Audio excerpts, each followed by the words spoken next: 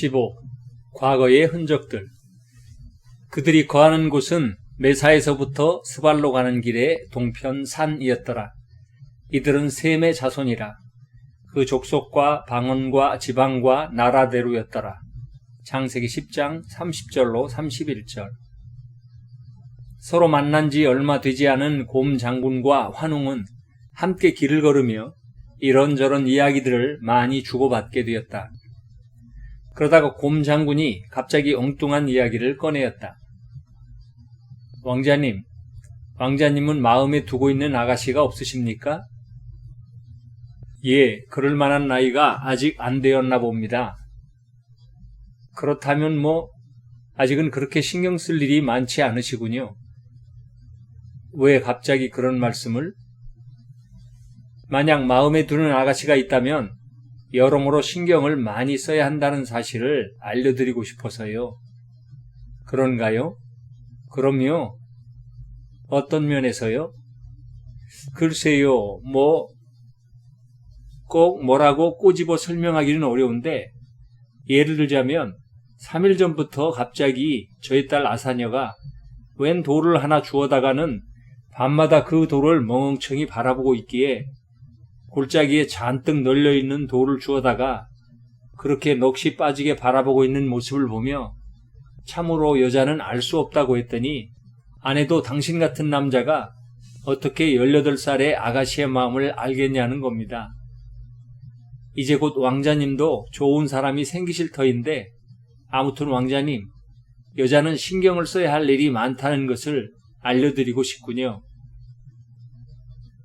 환웅은 아사녀가 자신이 준 수정을 그렇게 애지중지하고 있다는 말을 듣고는 은근히 기분이 좋아졌다.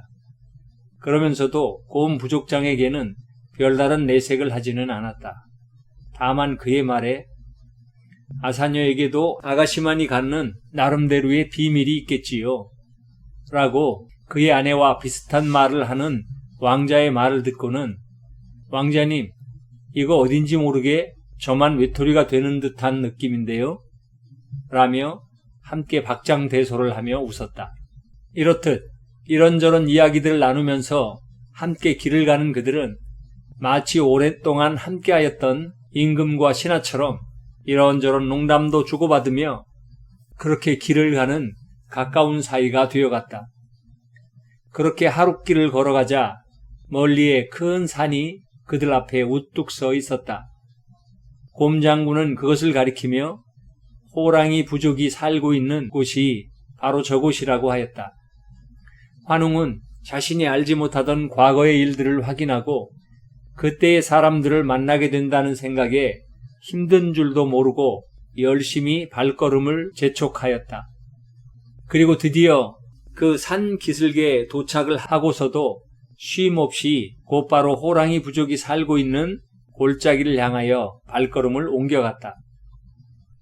그러는 동안에 해가 기울어졌고 골짜기마다 기다란 산의 그림자들이 들이우면서 땅거미가 찾아오기 시작하였다. 그러자 곰 부족장이 환웅에게 이렇게 말을 하였다. 왕자님, 더 어두워지기 전에 곰 부족의 마을에 도착을 하는 것이 좋을 것 같습니다. 힘이 드시더라도 조금만 더 참아주시기 바랍니다. 걱정하지 마시오. 아직 견딜만 합니다. 환웅은 아무렇지도 않다는 듯 곰 부족장을 따라 발걸음을 옮겨갔다. 그때였다. 갑자기 숲속에서 크왕 하면서 무엇인가가 튀어나와 앞에 가던 곰 부족장의 다리를 물고 늘어졌다. 환웅이 깜짝 놀라보니 호랑이였다. 갈수록 짐승들이 사람에게까지 덤벼들고 있다는 이야기를 익히 들었지만 그 말이 무슨 말인지를 비로소 알 수 있었다. 그런데 중요한 것은 지금 곰 부족장이 호랑이에게 다리를 물리고 있다는 것이었다. 환웅은 급박하였다. 주위를 둘러보니 어슴푸레하게 머리만한 돌이 보였다. 환웅은 더 이상 다른 생각을 할 겨를도 없이 두 손으로 그 돌을 들고는 힘을 다하여 호랑이의 등을 내리쳤다. 곰 부족장을 물고 있던 호랑이는 갑자기 등에 내리치는 돌을 맞고는 쏟아지는 고통으로 인하여 울부짖느라 물고 있던 곰 부족장의 다리를 놓고는 나가 떨어져 뒹굴었다. 그러나 다시 일어선 호랑이는 몹시도 아픈 듯 크르렁거리며 환웅을 노려보았다. 환웅은 정신을 똑바로 차리고 호랑이를 노려보았다. 잠시 동안 주춤하고 있던 호랑이가 환웅에게 달려들었다. 환웅은 다시 돌을 들어 달려든 호랑이를 치려고 하였지만 돌이 무거워 팔의 움직임이 느린 환웅의 어깨를 호랑이가 덥석 물었다. 환웅은 말할 수 없는 고통이 밀려왔다. 그리고 비탈길에서 중심을 잃고 아래쪽으로 넘어지자 호랑이 역시 곰 부족장이 쓰러져 있는 쪽으로 넘어졌다. 곰 부족장은 밀려오는 고통 속에서도 환웅에게 달려드는 호랑이를 보고 미리 이러한 일에 대비하여 지팡이라도 준비하지 못했던 것을 순간적으로 후회하며 무언가 무기가 될 만한 것을 찾아 주변을 살폈다. 돌들 말고는 별다른 것들이 눈에 띄지를 않았다. 일반 돌로는 안 될 것 같았다. 그런데 마침 눈앞에 날카롭게 생긴 돌이 보였다. 곰 장군은 넘어진 몸을 일으켜 재빨리 그 돌을 주워들었다.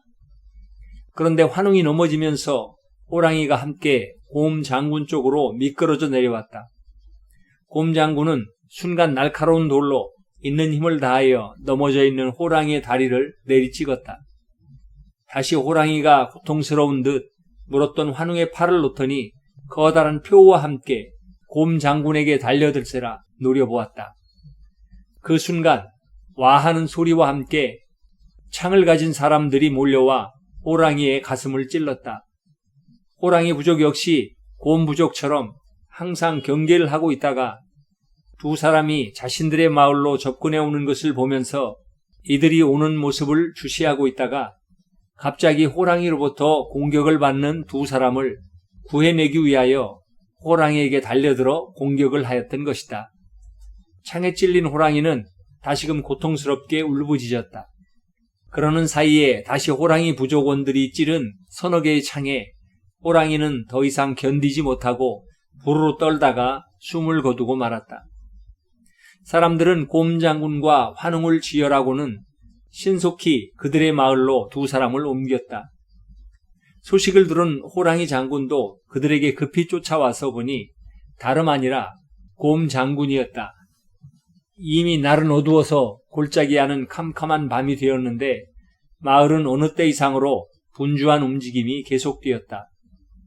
마을에 있는 의료 전문가가 동원되어 심혈을 기울인 결과 두 사람이 흘리는 피를 지혈시켰고 그리고 고통을 덜하게 하기 위하여 상처를 강하게 봉해두었다. 곰 장군은 이미 실신해 있는 상태였고 그와 함께 온 젊은이는 매우 아픈지 간간히 신음소리를 내었다. 그러다가 시간이 지나자 어느 정도 통증이 줄어들었는지 잠에 들었다. 다음 날 아침 날이 밝아오자마자 사람들은 걱정스러운 표정으로 부족장의 집으로 모여들었다. 조심스레 환자가 있는 방으로 가서 환자들을 살펴보았다. 간밤에 잠이 들었던 젊은이가 깨어났다. 그리고 상처의 통증에 얼굴을 찡그렸다. 호랑이로부터 허벅지와 목을 물린 곰 부족장은 여전히 실신 상태인지 아니면 잠을 자고 있는 것인지 알 수가 없었다. 사람들은 우선 환자들이 더 쉬고 안정을 취할 수 있도록 호랑이 부족장의 딸인 수로아에게 살펴보도록 하고 나머지는 자리를 비켜주었다. 그리고 얼마 있다가 수로아가 뛰쳐나와 아버지를 찾았다. 놀란 호랑이 부족장이 무슨 일인가 싶어 급히 수로에게 달려갔다. 무슨 일이냐, 수로아? 아버지, 곰 부족장님이 깨어났어요. 그래? 호랑이 부족장은 급히 방으로 들어가 보았다. 그곳에는 곰 부족장이 고통스러운 듯 눈을 찡그리고 있었다. 그러나 그런대로 견딜 수는 있는지 먼저 말을 붙여왔다. 호랑이 부족장, 별일 없었소? 괜찮소? 나는 괜찮소. 아니, 곰 부족장이 소식도 없이 어쩐 일이요? 반갑소, 호랑이 부족장. 그래, 그동안 별일은 없었소? 어제 저녁에 웬 침입자가 있어서 난리가 난 것 외에는 우리야 지난번 그 일로 아주 멀리 떠나와 지내고 있으니 별일 없었지만 궁에서 멀지 않은 곳에 살고 있는 곰 부족장이 늘 걱정이었소. 우리도 다행히 산이 깊은지라 군사력이 닿지 않는 곳이니 아직은 별다른 일이 없이 잘 지내고 있어. 다행이요. 부인과 아사녀도 잘 있겠지요? 그럼요. 덕분에 아주 잘 지내고 있습니다. 그런데 같이 동행한 이 젊은이는 대화를 하는 중에도 함께 온 환웅을 의식하는 호랑이 부족장에게 곰 부족장이 그제야 생각이 난 듯 설명을 하였다. 아, 통증으로 인하여 그만 함께 온 동행이 있음을 잠시 깜빡하였소. 이분은 아수르 왕의 아들 환웅 왕자시요. 환웅 왕자라고요? 정말이요? 그렇소. 사실 이곳에 온 것도 바로 왕자님에게 호랑이 부족장을 소개하려고 왔던 거요. 그러다가 다 와서 갑자기 호랑이의 습격을 받았지만 말이요. 그 말을 듣자 호랑이 부족장은 먼 길을 오시느라 수고하셨습니다, 왕자님 하고 인사를 하였다. 그러자 환웅도 인사를 하였다. 만나서 반갑소. 대략 이야기를 들으니 그동안 선왕을 받들고 또 현왕을 피하여 도망 다니느라 여러모로 고생이 많았소. 그러자 호랑이 부족장도 감개가 무량한 듯 환웅에게 대답을 하였다. 왕자님을 뵙게 될 줄은 꿈에도 몰랐습니다. 이렇게 누추한 데까지 찾아주시다가 큰일이 나실 뻔하였습니다. 그나마 나는 이 정도에 그친 것이 다행이요만 곰 부족장이 나를 안내하다가 큰 상처를 입었으니 걱정이요. 왕자님, 괜찮습니다. 시간이 지나면 나아질 것입니다. 호랑이 부족장이 말을 이었다. 어쨌든 몸의 상처가 회복이 되실 때까지 이곳에서 좀 요양을 하시기 바랍니다. 그러자 곰 부족장이 고통 중에서도 농담의 말을 던졌다. 어제는 완전히 곰이 호랑이에게 당한 날이요. 그러게 평소에 호랑이 무서운 줄을 알았어야죠. 어허, 곰도 그리 만반치 않은 줄 모르시오? 나는 곰한테 덤벼드는 미련한 호랑이는 이번에 처음 보았소. 그래서 결국 가죽만 벗겨지고 말지 않았소. 이러한 곰 부족장의 농담에 모두가 웃었고 그 농담을 다시 호랑이 부족장이 넘겨받아서 말을 이었다. 그러게 말이요. 나도 그런 멍청한 호랑이가 어찌나 창피하던지 부족원들에게 명하여 그 호랑이로서는 시원치 않은 놈의 가죽을 완전히 홀딱 벗겨서 혼 좀 내주라고 하였소. 호랑이 부족장이 이어받은 농담에 또다시 모두가 웃었는데 정작 환웅과 곰 부족장은 웃으면 그 울림에 상처에 무리가 가서 그 웃음이 그렇게 쉽지가 않아 얼굴을 찡그리게 되었는데 그 모습을 서로 보고 있으려니 그 모습이 우스워 다시 웃었고 그 웃음의 여파가 다시 또 상처에 미치게 되자 그 고통으로 인하여 다시 얼굴을 찡그리느라 정신이 없었다. 한동안 격양되었던 이들의 분위기가 진정이 되자 호랑이 부족장이 말을 이었다. 그나마 이 정도로 그친 것이 다행입니다. 한동안은 이곳에서 충분히 휴식을 취하며 상처를 치유하시고 그 뒤에 움직이시는 것이 좋을 것 같습니다. 그러자 곰 부족장이 말을 받았다. 왕자님께서 호랑이 부족장과 에벨왕을 만나고 싶어 하셔서 이렇게 모시고 왔소. 나는 상처가 아무는데 시간이 더 걸릴 것 같으니 왕자님의 상처가 아무는 대로 왕자님을 에벨왕께 안내해 주시기 바라오. 그러자 호랑이 부족장이 걱정을 하지 말라는 듯 우선은 상처의 회복이 중요하니 완전히 회복이 될 때까지 편안히 쉬시기 바랍니다. 그의 말에 환웅과 곰 부족장은 동시에 그에게 고맙다는 말을 전하였다. 그리고 얼마를 지나는 동안 환웅은 비교적 빨리 상처가 아물었으나 곰 부족장은 상처가 워낙 깊어서였던지 빨리 아물지 않고 짓무르는 등 고생이 이만저만이 아니었다.